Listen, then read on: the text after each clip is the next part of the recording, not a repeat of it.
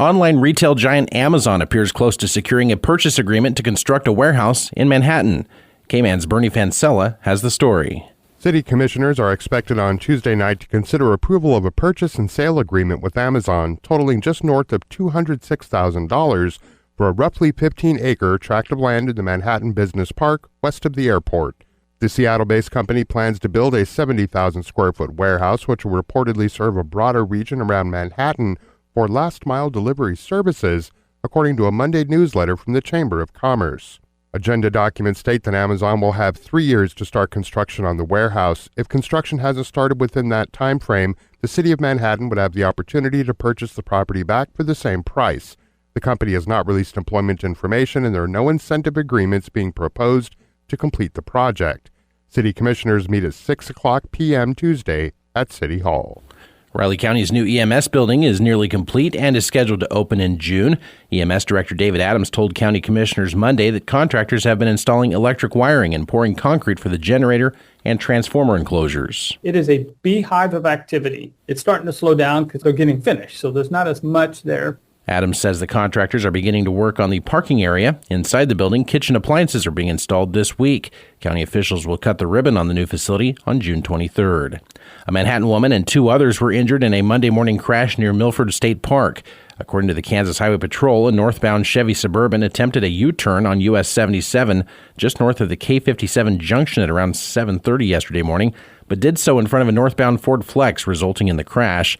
Authorities say 36-year-old Sarah Kohler of Manhattan, who was a passenger in the Suburban, sustained a minor injury. The 27-year-old driver, Julianne Bettis of Belleville, also sustained a minor injury. The driver of the second vehicle, a 40-year-old Texas woman, was not injured. Housing continues to be a hot topic for local government entities. Last Thursday, a task force composed of Manhattan, Riley County, and USD 383 officials met to discuss the potential benefits of reinvestment housing incentive districts. City and county officials differ on approaches to RHIDs. City Manager Danielle Doolin. The county's policy prefers infill development, whereas the city's policy, we will look at both infill and greenfield development. And then the county's policy would prefer a term of less than 10 years, whereas the city's policy, we will review those on a case-by-case basis. Says tax breaks also impact county and school district budgets. Those entities will have veto power and haven't yet reached a mutual agreement on how to proceed on such projects. Last week, the Potawatomi County Sheriff's Office said goodbye to Elvis, a long-serving canine for the department. Sheriff Doug Adams says Elvis was put down last Thursday after battling an aggressive form of cancer. The canine had been set to retire in 2026 after years of service to the department. Elvis had done a lot of great work, not just in a law enforcement capacity, but attended many outdoor demonstrations, indoor demonstrations, including one in Walmego for Dogman, I believe is the book that the library they had a project on. The Sheriff's Office intends to replace Elvis in the coming months. Build professional skills this semester with Adobe Creative Cloud and create standout work both in and out of the classroom. Save big on professional creativity tools. Students get 65% off Adobe Creative Cloud, including Photoshop, Illustrator, Premiere Pro, Acrobat Pro, and 20+ creative apps. No matter what project you're working on, Adobe Creative Cloud apps can help you take it to the next level. Visit adobe.com/student to learn more.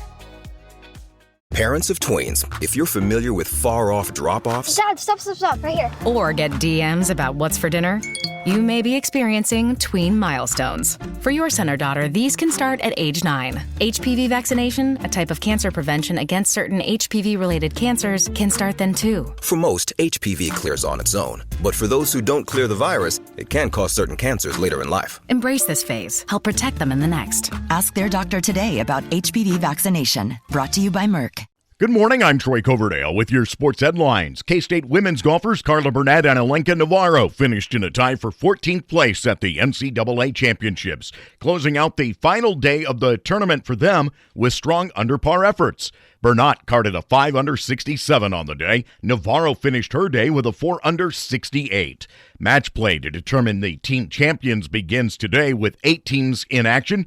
K-State was eliminated from that portion of the tournament on Sunday. Chris Bubich's no-hit bid for the Royals ended with an official scoring change last night. Bubich made a run at a historic homecoming before settling for 7 shutout innings of 2-hit ball in a 3-1 win over the Giants. Bubich initially got through 6 innings without allowing a hit, only to have an error charged to Royals second baseman Michael Massey. It was changed to a single before the start of the 7th. Bubich didn't let it faze him. He struck out 5, walked 3, and lowered his ERA to 1.47. Same 2 teams matching up tonight at 8:40. Michael Lorenzen goes to the bump for the Royals, with Hayden Birdsong throwing for the Giants. Coverage at 8 on News Radio KMAN. The fate of the tush push will be up for discussion again, along with the NFL's history of giving division champs with mediocre records home field in the playoffs. There'll be a new topic as well when NFL owners gather today and tomorrow after the league issued a proposal that would allow players to participate in flag football when the sport makes its Olympic debut in LA in 2028. Have a great day. I'm Troy Coverdale.